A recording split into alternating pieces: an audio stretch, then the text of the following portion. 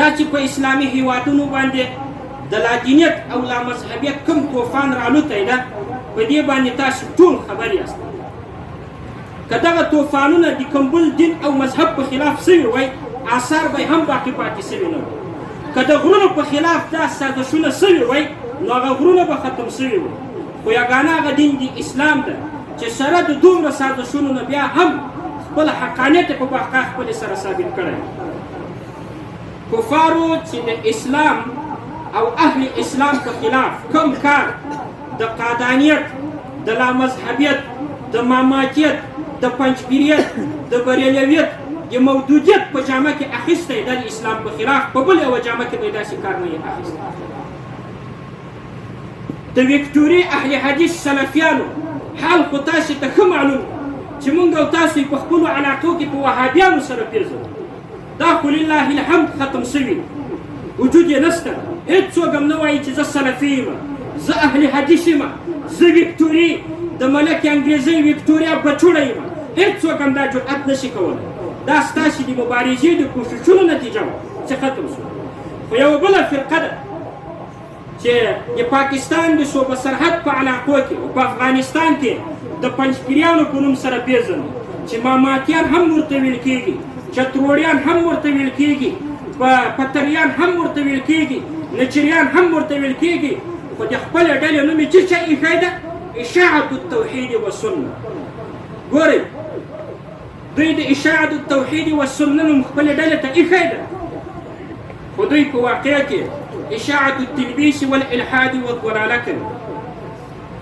د دوی چې کوم ګمراهکونه عقاید دي هغه د موږ او تاسو سلفو بیان کړي دي، خلف زړور علما کرامو هم بیان کړي دي. خو دا یې وخت نه ده. د الله پاک په توفیق به بل داسې غټ مجلس چې و د دغه پنجپیریانو بڼه کې به درته وباسم. خو دومره درته وایم چې دا د موږ او تاسو د امامت دپاره اهل نه دي، دا د موږ او تاسو د مقتدا جوړولو لپاره اهل نه دي.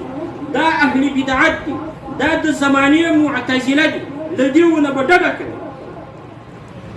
د دیوبند سرخیل خاتم المحدثین انورشای کشمیری رحمت الله علیه په اکفار الملحدین 18 نمبر صفحه کې لیکلي دي: من صلى خلف المعتزلي يعيد صلاته.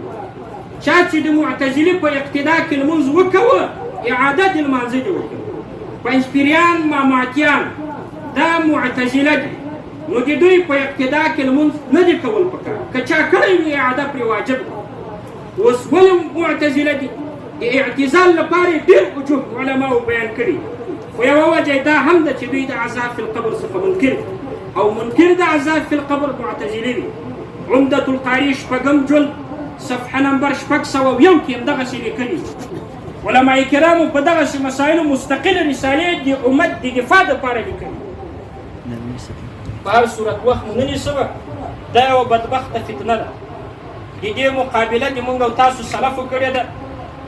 څوک چې د شیخ الهند رحمه الله، د مولانا عبیدالله سندي رحمه الله لارویان وي، د دغو فتنو مقابله به کوي.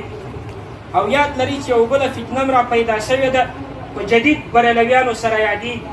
دا هغه خطرناکه فتنه ده د بریلویت چې د قدیم بریلویانو نه هم خطرناکه ده. د موږ د محترم استاذ د قول مطابق چې دا ډبل مشرکان دي او قدیم بریلویان دا سنګل مشرکان دي.